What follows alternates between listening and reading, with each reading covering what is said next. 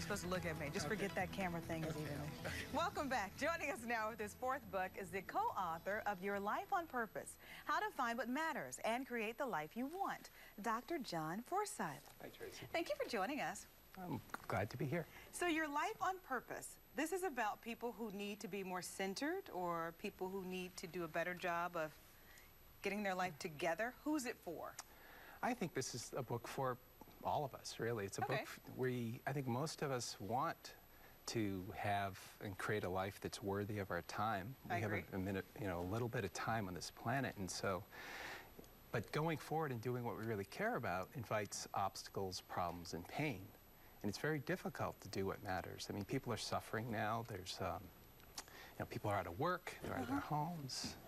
It's difficult. It's difficult to do what matters, I think. Let's talk about that. Difficult to do what matters.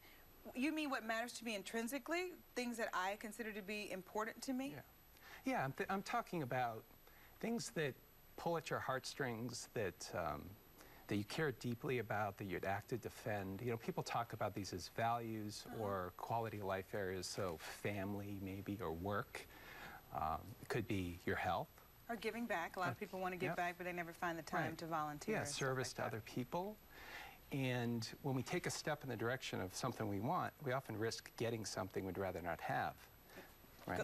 Preach. Go ahead. Tell me about that. I know all about that. Well, like if you want to be intimate with somebody, say true intimacy, you want to connect with another human being, what do you have to risk? You have to risk, I'm going to be hurt, I could be rejected, they may not like what I have to say, and then we have our mind saying, don't do it, that's too much, it's too bad, it's difficult. So what do? Do you just forge on and you just take the risk? Yeah, I mean, there's an interesting piece. It's really learning how to carry our mind and learn when it's helpful to us. Our mind evolved to solve problems, and it works really well outside. It works well in trying to figure out how to work the shower, to how to get to work.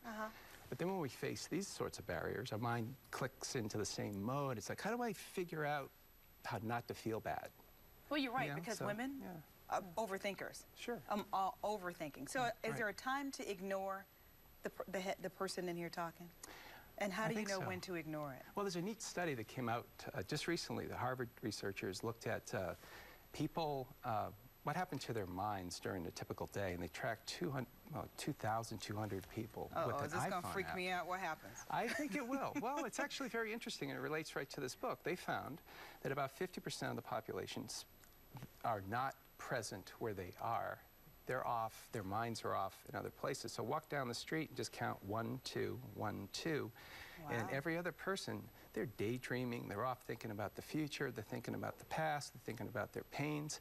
But yet, we create our lives right where we are. And they found out that the more your mind is out of the now, present doing what you care about, the more you suffer.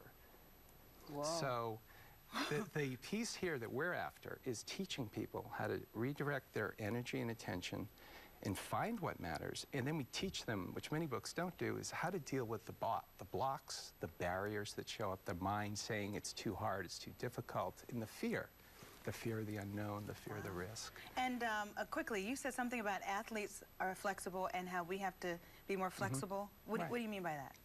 Well, I think that, athletes need to stretch, right? To be limber, to play. And I think life calls us to do that too. And we know from many, many research studies that when pain and difficulty and obstacles present themselves, we tend to harden and narrow. It's like having a lion in the room. If a lion came into this studio, all the things we could look at and talk about washes away, and everything becomes about the pain. And what we have as human beings is the psychological equivalent of a lion between our ears, commenting on our lives, judging us, judging the things we do. And that pulls us out of the present. So if we were having an interaction, there's a lion, you disappear, I disappear. And yeah, if there was a lion in here, I would not see you anymore. Yeah, right, yeah, it goes away. Well, thank you for being here, Dr. John Forsyth, Your Life on Purpose. If you want to buy the book, it is available online and in bookstores. We'll be right back. So